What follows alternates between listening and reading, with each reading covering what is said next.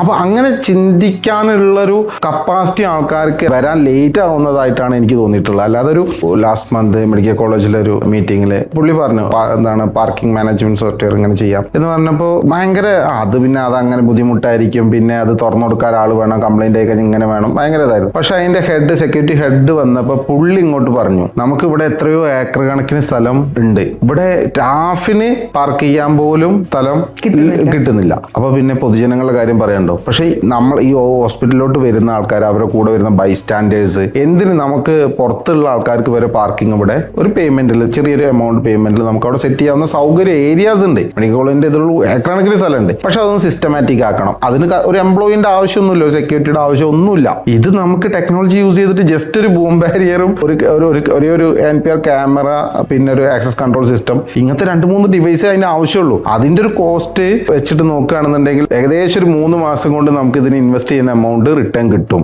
ബാക്കി എല്ലാം ലാഭമാണ്. അപ്പോൾ ആ പൈസ അവിടെ ഇൻവെസ്റ്റ് ചെയ്യുമ്പോൾ അവിടെ ഒരു സംവിധാനമായി, അതിനൊരു പരിഹാരമായി, അവർ അനുഭവിക്കുന്ന പ്രശ്നത്തിനൊരു പരിഹാരമായി, പ്ലസ് ഇൻകം ജനറേറ്റ് ചെയ്യാൻ പറ്റി. അപ്പൊ അങ്ങനെ ചിന്തിക്കാനുള്ളൊരു കപ്പാസിറ്റി ആൾക്കാർക്ക് വരാൻ ലേറ്റ് ആവുന്നതായിട്ടാണ് എനിക്ക് തോന്നിയിട്ടുള്ളത്. അല്ലാതെ ഒരു പൈസ ഇൻവെസ്റ്റ് ചെയ്യാനുള്ള ഒരു ബുദ്ധിമുട്ടായിട്ട് എനിക്ക് ഇതുവരെ തോന്നിയിട്ടില്ല.